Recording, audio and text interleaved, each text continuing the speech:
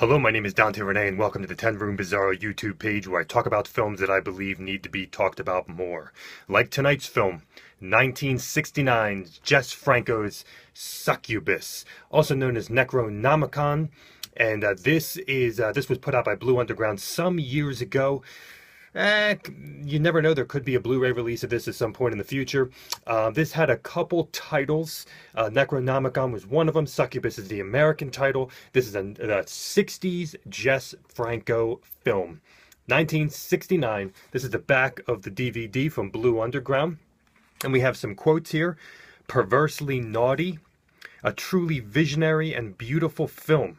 And the interesting thing is that the lead in the film, her name was Janine Renard, I believe. That's her right there. She was about 37 or 38 in this film, playing the lead role in a Jess Franco film, and with her sexuality intact as well. 37 or 38 years old. Not a common thing in cinema with eroticism. This is Jess Franco, so let's get into this film right here. I have some notes right below me here, so you might see my eyes divert. Succubus. We have a couple, a man and a woman. The theater of Desaad. Mind control. Reincarnation. The occult. The devil. And dreams, and paranoia, and psychology. Let's get into Jess Franco's 1969 Succubus. When we look at the music in this film first, you know, the interesting thing is there is a soundtrack for this film out there. It's not, it's not immensely easy to find, but I did find a copy of it, and here it is, right here. It's not just Succubus, but it's a bunch of films from Jerry Van Ruyen.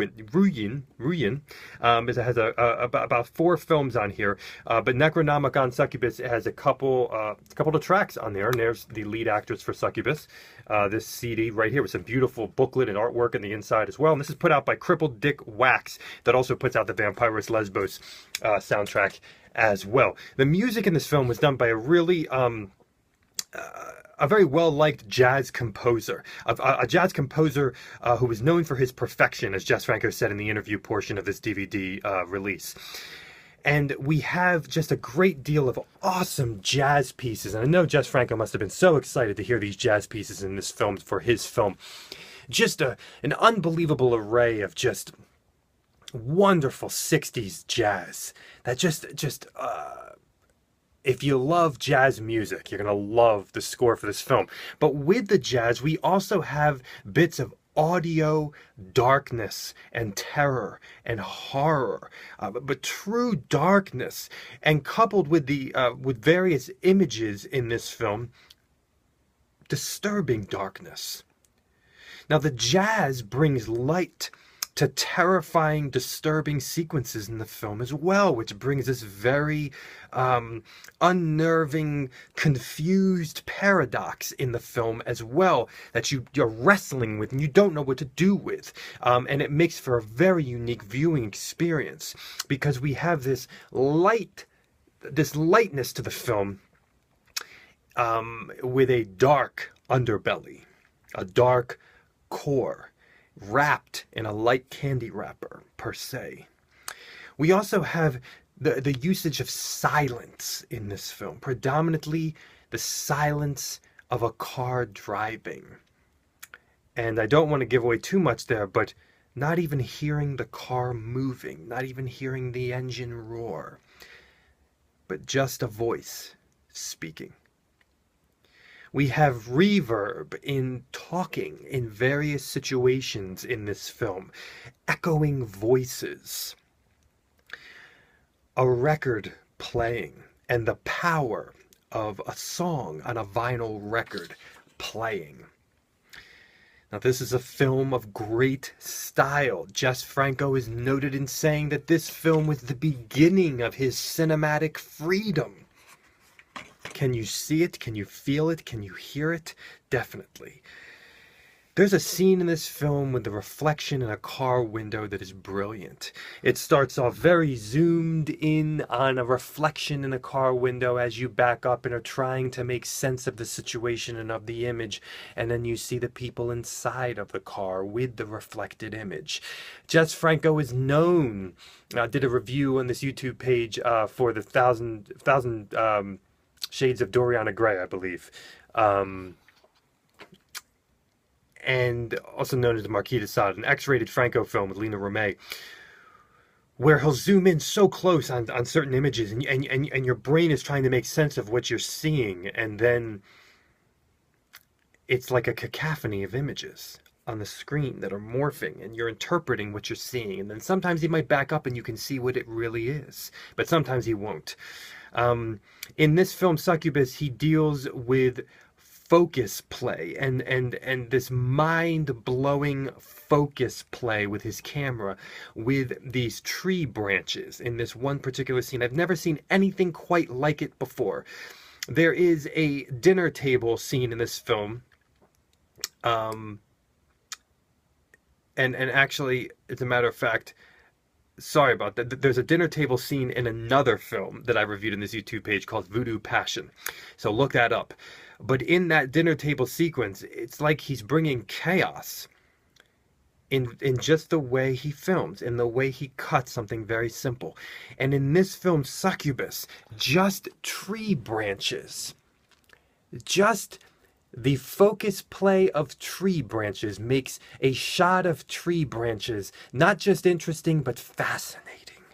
Fascinating. He uses frozen imagery overlapping with live imagery to powerful, intense effect. As a matter of fact, I'm going to replay those words, powerful and intense, over and over again, or let that be a theme to this video for this film. Hazed over, blown out, dreamy lighting in the film. Whites are intensified and natural lighting is blown out and intensified.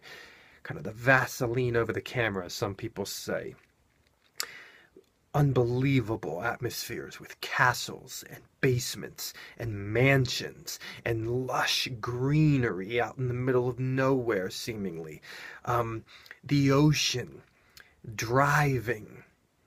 Unbelievable kind of dream-like driving sequences that remind me a bit of his film Female Vampire as well. And even a bit in his other film that I just mentioned, Voodoo Passion, all films that I've reviewed on this page already. There's poetry in this film and narration, and I will say mental narration in the film. This is a very poetic film. Very much like Thousand Shades of Doriana Gray as well, which I'm name-dropping his other films. There's a poetry to this film. Succubus is the surreal, is poetry, is horror.